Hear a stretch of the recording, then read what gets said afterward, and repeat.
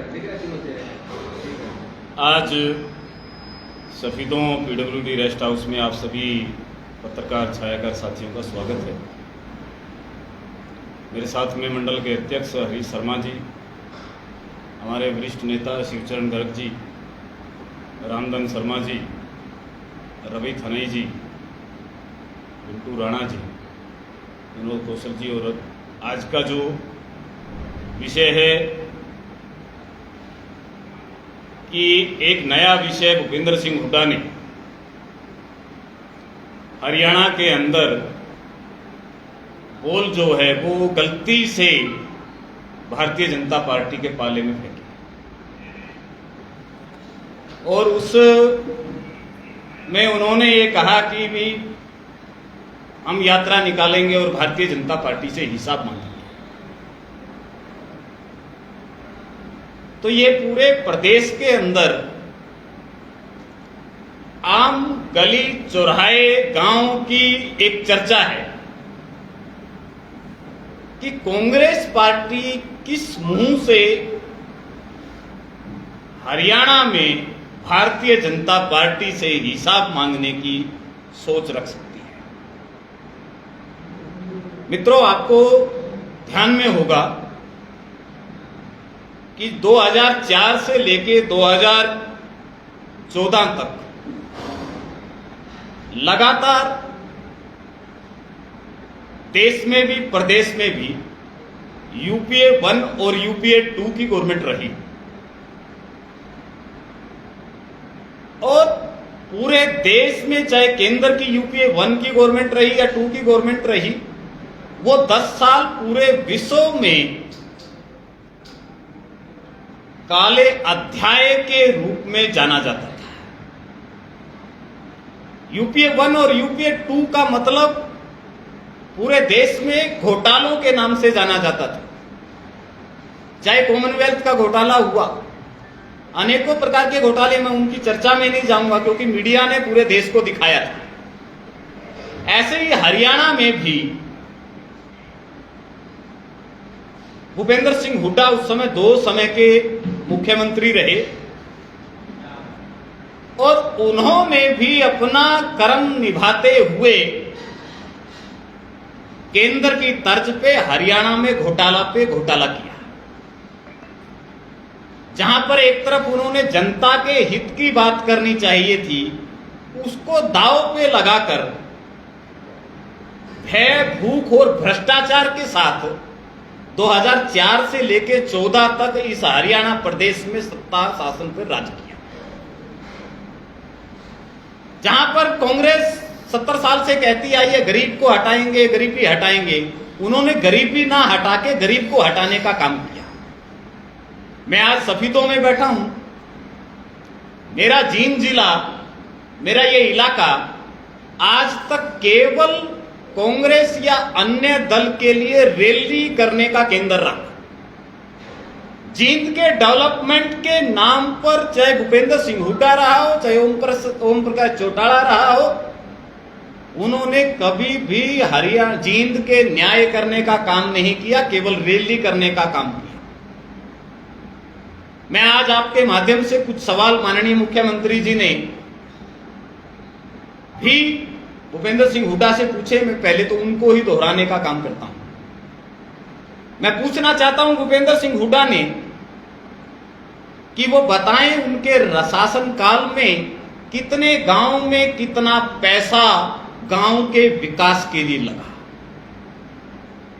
एक तरफ उस समय भाई भतीजावाद और मंत्री विधायक का निजी सरपंच होने का खेल चलता था और उसी को पैसा मिलता था। एक तरफ भारतीय जनता पार्टी 14 से 24 के बीच में हमने हर गांव, आज गांव में जाते हैं तो 14 से 24 में ये चर्चा होती है कि इस गांव में 14 करोड़ रुपया लग गया, इस गांव में 10 करोड़ रुपया लग गया। तो मैं भूपेंद्र सिंह हुड्डा जी से आज आपके माध्यम से पूछना चाहता हूं, दीपेंद्र सिंह हुड्डा से पूछना चाहता हूं कि वो अपने कार्यकाल का एक श्वेत पत्र जारी करें कि उन्होंने सफीदों विधानसभा के गांव में कौन से गांव में कितना पैसा लगाया। जबकि मैं 72 गांव के एक एक गांव का हिसाब लेके बैठा हूं। यदि वो आएंगे आमने सामने डिबेट पे तो कांग्रेस के लोकल विधायक से भी मैं चुनौती देता हूं कि वो बताएं उस 10 साल के कार्यकाल में कि सफेदों के लिए यदि वो क्या कार्य करवा पाए। और आज सफेदों के जिस भी गांव में जाएंगे आप, चाहे वो व्यायामशाला मिलेगी, चाहे वो स्कूलों के जीर्णोद्धार और उसके कार्य मिलेंगे, चाहे सड़कों का जाल मिलेगा। आज गांव में सरपंच से पूछते हैं आपके गांव की गलियों का क्या रह गया, बोला जी बस 1-2 फिरनियों का काम रह गया, बाकी सब इस सरकार ने कर दिया। आज ऐसी बात चलती है। और एक तरफ भूपेंद्र सिंह हुड्डा के राज में था, केवल एक ही बात चलती थी कि भी केवल भाई भतीजावाद को पैसा दिया जाता था। उस समय आपने हिसाब मांगना था, लेकिन अब हमने उनके सवाल पूछने पे सवाल मांगा है। अब भाजपा क्यों नहीं हिसाब दे रही, क्या गड़बड़ी ज्यादा है? हम दे रहे हैं ना, हम दे रहे हैं। मैं तो सफेदों का बता रहा हूं, एक एक गांव का आप रिकॉर्ड उठाएंगे, करोड़ों रुपया गांव गांव के अंदर यहां पर लगाने का काम किया है। कौशिक साहब, गांव की बात छोड़िए, पूरे सफेदों की बात देख लीजिए। नारियल फोड़ दिए जाते हैं, उद्घाटन कर दिया जाता है, लेकिन एक ईंट भी नहीं लगती। आप रेलवे रोड की बात कीजिए। मैं आपको एक ही बात बता रहा हूं, आपने फिर आप रेलवे रोड नहीं, मैं रेलवे रोड नहीं, मैं महिला कॉलेज किसने बनाया? महिला कॉलेज भारतीय जनता पार्टी के शासन में हुआ। भूपेंद्र सिंह हुड्डा नेहरू कॉलेज के सामने की सड़क में 1.5 फुट के गड्ढे छोड़ के गए थे। पैरामेडिकल करने का काम भारतीय जनता पार्टी ने, आपकी ही पार्टी का पैरामेडिकल यहाँ से चला गया, वो किसकी? पैरामेडिकल जो है वो गया नहीं है, वो जींद जिले के अंदर ही है। हमने मेडिकल कॉलेज जींद को देने का काम किया। मैं पूरे जींद की बात कर रहा हूँ। सफेदों से क्यों गया? मैं भूपेंद्र सिंह हुड्डा से जो आज पूछ रहा हूँ, मैं केवल एक ही पूछ रहा हूँ कि वो ये बताए इस जिले को केवल जिसने 18 लाख एकड़ के हिसाब से जींद का जो बाईपास बना उसकी जमीन एक्वायर की थी, उसको 58 लाख पर एकड़ करने का काम किया तो भारतीय जनता पार्टी के शासन में था। महिला कॉलेज आज पूरे देश के अंदर 20 किलोमीटर की रेंज पे हमने करने का काम किया तो भारतीय जनता पार्टी के शासन के अंदर हुआ। महिला थाना, महिला स्वाभिमान से थाने के अंदर कोई अपनी बात जाके रख सके तो महिला थाना पूरे प्रदेश में खोलने का काम किया तो भारतीय जनता पार्टी के शासन के अंदर हुआ। ऐसे ही मित्रों, पूरे केंद्र से यदि समान किसान निधि जो है किसानों के उत्थान के लिए यदि एमएसपी भूपेंद्र सिंह हुड्डा बताए कि उसके 10 साल के कार्यकाल में केंद्र और प्रदेश सरकार ने एमएसपी पे कितनी फसलें उठाई हैं। एक तरफ 13 फसलें आज हरियाणा एमएसपी पे उठाने का काम कर रहा है। ये अंतर स्पष्ट दिखाई देता है। मैं आंकड़ों का खेल नहीं बता रहा हूँ। आज जमीन के मैं एक ही बात कह रहा हूँ, किसान आंदोलन के नाम पर भूपेंद्र सिंह हुड्डा ने या विपक्ष ने समय समय पर संजीवनी लेने का काम किया और किसानों के नाम पर राजनीति करने का काम किया। वही कंडेला कांड आज भी जींद की जनता भूली नहीं है। जिस तरह से गोलियां भूपेंद्र सिंह हुड्डा और चौटाला साहब के राज में किसानों के ऊपर चली, आज किसान भूला नहीं है। आज मिर्चपुर गांव का कांड एससी समाज के लिए किस प्रकार की दयनीयता से भूपेंद्र सिंह हुड्डा ने दयनीयता से उसको दबाने का काम किया, वो आज समाज इस बात को भूला नहीं है। मैं इसलिए आपके माध्यम से आज पूछना चाहता हूं कि भूपेंद्र सिंह हुड्डा इन सब विषयों को लेकर, बेटियों को शिक्षा, फसल बीमा के तहत जो जो किसानों का अपमान हुआ, 1 रुपए का 2 रुपए का चेक, वो भूपेंद्र सिंह हुड्डा की यूपीए 1 और 2 की गवर्नमेंट थी, जिन्होंने किसानों के साथ इस तरह का मजाक करके और अपमानित करने का काम किया। और वहीं आज नरेंद्र मोदी जी के नेतृत्व में तीसरी बार की सरकार और भारतीय जनता पार्टी हरियाणा की दूसरी बार की सरकार, सबसे ज्यादा मुआवजा पूरे देश में यदि किसानों को देने का काम किया फसल खराबे का, तो आपकी हरियाणा सरकार ने देने का काम किया। ये भी श्रेय भारतीय जनता पार्टी की सरकार को जाता है। मैं इसलिए आप लोगों के माध्यम से भूपेंद्र सिंह हुड्डा से पूछना चाहता हूं, हिसाब नहीं मांग रहा, हरियाणा की जनता आपसे हिसाब मांग रही है कि आप 10 साल बाद दोबारा हरियाणा की जनता में किस मुंह से आने को तैयार है। आज गांव गली चौपाल पे यही प्रश्न पूछा जाता है कि आपने किसान के लिए क्या किया, मजदूर के लिए क्या किया, आपने महिलाओं के लिए क्या किया। हर क्षेत्र में भारतीय जनता पार्टी की केंद्र और प्रदेश सरकार ने काम किया। और आज गांव गांव में जब पूरे प्रदेश में मेरा प्रवास होता है और यहाँ पर भी कहीं भी गांव में जाना होता है तो आज गांव में गिनतियां होती हैं कि मेरे गांव में पारदर्शिता पूर्ण 26 नौकरी लगी हैं। आज एक गांव बोलता है मेरे गांव में 67 नौकरियां लगी हैं। पहले राशन कार्ड रोहतक का बनवा के नौकरियां लगती थी, अब राशन कार्ड अपने ही गांव का बना के पारदर्शिता पूर्ण नौकरी लगती है। ये यूपीए और बीजेपी के राज का अंतर है।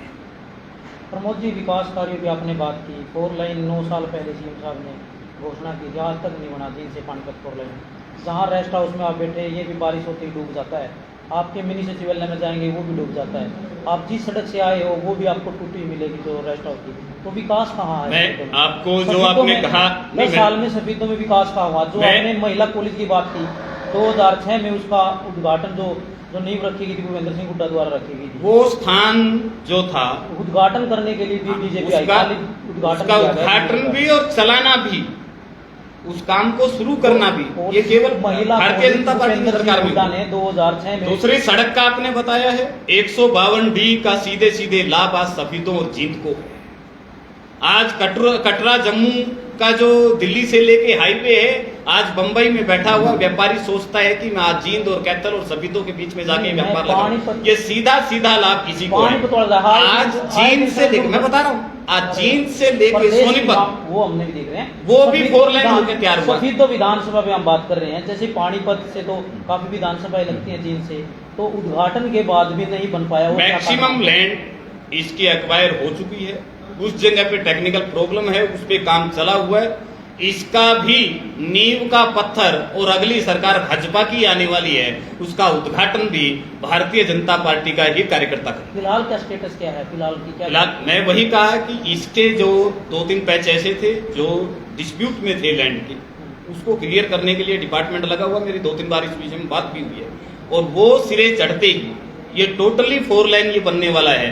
तो मैं वही बात आप लोगों के माध्यम से पूछने वाला हूं, जो बैकवर्ड जींद कहलाता था आज उसमें हाईवे का जींद है। यही अंतर यूपीए का और बीजेपी का है। और यही मैं भूपेंद्र सिंह हुड्डा से पूछना चाहता हूं कि आपने क्या कभी 10 साल में जींद रोहतक के चारों तरफ आपने फ्लाईओवर बनाने का काम किया? क्या कभी आपने जींद के बारे में सुध लेने का काम किया? जींद का यदि विकास किया इस 70 साल के अंदर, केवल भारतीय जनता पार्टी के शासन ने किया, और उन्होंने करके दिखाया। गांव-गांव के अंदर, गांव-गांव के अंदर व्यायामशालाएं और ये सब कार्य हमने करके दिखाए। कौशिक जी, आपने जिक्र किया श्वेत पत्र का। श्वेत पत्र आप हुड्डा से मांगते हैं उनके 10 साल का, तो आपकी सरकार श्वेत पत्र क्यों नहीं जारी कर? हम तो लेते आ रहे, हमने हर नेता ने गांव-गांव में हर विधानसभा वाइज हमने अपने सारे काम सार्वजनिक किए। सरकार 550 करोड़ रुपया सफीदों के अंदर 2014 से 19 के बीच में लगा, और इस समय भी अनेकों हमने छूट दी है। ये भारतीय जनता पार्टी की पहली सरकार है। यहाँ मैं सुभाष गांगुली जी से पूछना चाहता हूं कि आपने टांग अड़ाने का तो भले ही सफीदों के विकास में काम किया, आपने कोई एक काम डेवलपमेंट की लड़ाई यहां पर लड़ी? आपने केवल और केवल बयानबाजियों तक सीमित रहे। इसी तक सीमित रह के केवल हैचरी चलाने से सफीदों का विकास नहीं होगा। यहाँ पर यदि विकास होगा तो यहाँ की लड़ाई लड़नी पड़ेगी। बहाना बनाने से नहीं होगा कि विपक्ष का विधायक हूं इसलिए काम नहीं होते। हमने 90 के 90 हलकों में काम करने का काम किया, और वहां पर डेवलपमेंट हो रही है। यहाँ पर भी जो अनेकों काम आए हैं वो इस विधायक के ना कुछ होने के बावजूद भी आए हैं। इन कामों को करने का केवल भाजपा सरकार। चलिए कौशिक जी, मान लेते हैं विकास किया आपकी सरकार ने, अच्छे काम किए, तो फिर 5 सीटें क्यों घट दिया? ये केवल कांग्रेस ने एक झूठ बेचने का काम किया है। कांग्रेस अभी लोकसभा के अंदर राहुल गांधी जी से अनुराग ठाकुर जी ने पूछा कि भाई आप संविधान की पुस्तक खड़े हो जाते हो, क्या कभी आपने पढ़ा है? और यदि पढ़ा है तो किस पेज पे क्या चीज लिखी है? एक ही शब्द बता दें। तो विपक्ष के नेता के मुंह में एक शब्द नहीं था। इन्होंने केवल झूठ बेचने का काम किया, भोली भाली जनता को बरगलाने का काम किया। इन्होंने कहा 8500 रुपए हर महिला के अकाउंट में जीतते ही, इलेक्शन समाप्त होते ही आएंगे, और बाद में कांग्रेस के कार्यालय पे महिलाओं के, गरीब व्यक्तियों का तांता लग गया, फार्म उठा के झूठ बेचने का काम किया। इन्होंने 1 लाख रुपए पर अकाउंट में आने का वादा झूठा किया। इस प्रकार के प्रलोभन के जो काम किए, वो सब काम करने के बाद इन्होंने कहीं ना कहीं उसका नुकसान हमने हुआ है, इस बात को हम स्वीकार करते हैं। परंतु अब आगे जनता इस झूठ के जालसाज में नहीं आने वाली। जनता समझ गई है कि कांग्रेस केवल झूठ की राजनीति करती है और 70 साल तक इन्होंने इसी काम को किया। उपचुनाव में 13 सीटों में से 10 सीट क्यों हार गई भाजपा? हमने उनमें से 2 सीटें जीती हैं। 13 हमारे में पास 10 हार गई। हमारे पास नहीं थी। आप उन सीटों को यदि उठाएंगे, उत्तराखंड की 2 सीटें हार गई जबकि आपकी सत्ता में पास। मैं वो कांग्रेस की पारंपरिक सीट है और वो कांग्रेस की सीट थी, कांग्रेस ही उसी पे हुई। भारतीय जनता पार्टी 13 में से 2 सीटें जीतने का काम किया। हमने हिमाचल के अंदर सीट बढ़ी है हमारी, जो कि हमारे पास नहीं थी। हमने 2 सीट पे बहुजन समाज पार्टी है जो कि आपके सहयोगी रही गठबंधन के सिस्टम में, तो वो क्यों हार गई? मैं यही कह रहा हूं, बार बार आपको एक ही कह रहा हूं, जो सीट उनकी थी, चाहे उसको बाई इलेक्शन में सिंपैथी गेन कहिए, चाहे आप उसको उसी प्रत्याशी को दोबारा उसको उस पे गेन कहिए, उसके कारण वो उन्हीं की सीट थी, उन पे गई। भारतीय जनता पार्टी ने 2 सीटें इसमें प्लस करने का ही काम किया। तो कितनी पार करने वाले हैं इस बार आप? हम हरियाणा में तीसरी बार भारतीय जनता पार्टी की सरकार पूर्ण बहुमत से भाजपा बनाने जा रही है। अब जो चर्चा आती है गांव-गांव में जब बैठते हैं कि यार कांग्रेस के बहकाए में आके हमने गलत जगह वोट डाल दिया और मोदी जी के साथ गलत हुआ, इस तरह की चर्चा आज गांव-गांव में। और आज जनता मान चुकी है कि कांग्रेस ने ना तो 9 मन तेल होगा ना राधा नाचेगी। वो आज हाल कांग्रेस के साथ है। आज कांग्रेस हरियाणा के अंदर है ही नहीं। आज बापू बेटा एंड कंपनी है। आज इनकी सांसद बन के अपने कार्यालय पे आती है, वहां पर शीशा फोड़ दिया जाता है, फिर ये कहते हैं हम दलित समाज के हितैषी हैं। एक दलित समाज की बेटी सिरसा से सांसद बन के आती है, वो फिर ऑफिस में बैठी है और उसका शीशा तोड़ दिया जाता है। पूर्व में दलित समाज का जो व्यक्ति जो आज भारतीय जनता पार्टी में है, उसकी गर्दन तक तोड़ने का काम किया जाता है। और वही आज कांग्रेस किस मुंह से दलित समाज को अपना बता रही है। ये केवल पिछड़ों के विरोधी पार्टी है, केवल पूंजीपतियों तक सीमित पार्टी है, केवल विदेशी फंडिंग से चलने वाली पार्टी है, जो केवल निर्णय भारत में ना होकर विदेश से निर्णय होते हैं। ऐसी पार्टी का नेतृत्व आज पूरे विघटन पर रहे। ये 2 अंकों पर है, झूठ के कारण आई है। आने वाले समय में इसको ये स्थान भी नहीं मिलेगा। प्रमोद जी, बीजेपी पिछली बार जेजेपी का सहारा लेकर के सरकार में आई, अब की बार किसका सहारा लेने वाले हैं आप? पिछली बार जो भी मैंडेट हुआ, हमारे साथ सरकार रही, विपक्ष ने कहा कि आप 5 साल सरकार नहीं चलाएंगे, हमने 5 साल सरकार चलाई। उन्होंने कहा कि जेजेपी के साथ ही सरकार चला सकते, उसके बगैर नहीं चलेगी, उसके बगैर भी सरकार चलेगी। सहारा तो लिया सर। ये जनता का आशीर्वाद भाजपा के साथ था। वो आज संसद वाली बात पे यदि कहा, एक मास्टर जी ने कहा कि भी एक बालक उछलता फिर रहा था 99 नंबर लेके, परंतु उसको ये नहीं पता था कि 542 में से 99 आए हैं। ये संकेतों में आप समझिए, कांग्रेस हरियाणा में समाप्त है, केवल परिवारवाद है, बापू बेटा एंड कंपनी है, इसके अलावा कुछ चलिए अब चलते चलते ये बता दीजिएगा किसके नाम पे हरियाणा में वोट मांगने वाले हैं? मोदी साहब के नाम पे, खट्टर साहब के नाम पे, नायब सैनिक के नाम पे? हमारे विश्व के सर्वमान्य नेता आदरणीय नरेंद्र भाई मोदी जी हमारे नेता हैं, थे और रहेंगे।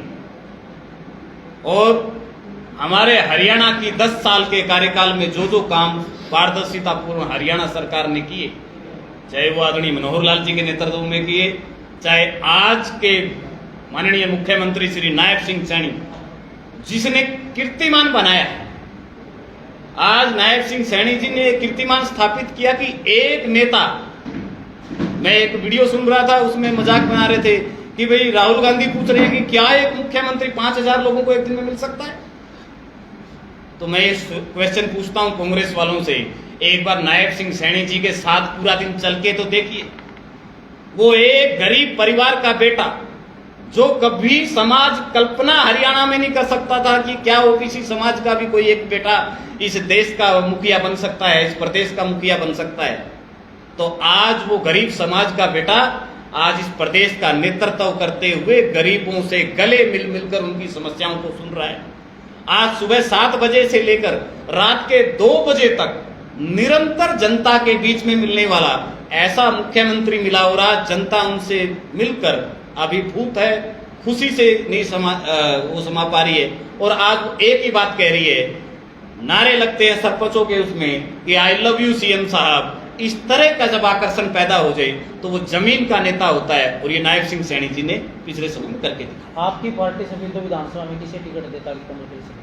कमल का फूल 90 की 90 विधानसभा में हमारा प्रत्याशी है। सभी तो पहले भी हमारा कमल का फूल लड़ता था और आगे भी कमल का फूल लड़ेगा। यहाँ किसको देता कि कमल का फूल खिल सके? कमल का फूल कोई ना कोई भाजपा का कार्यकर्ता लेके जाएगा। क्या लोकसभा की तरह उधार का नेता नहीं? क्या लोकसभा चुनाव की तरह उधार के नेता है?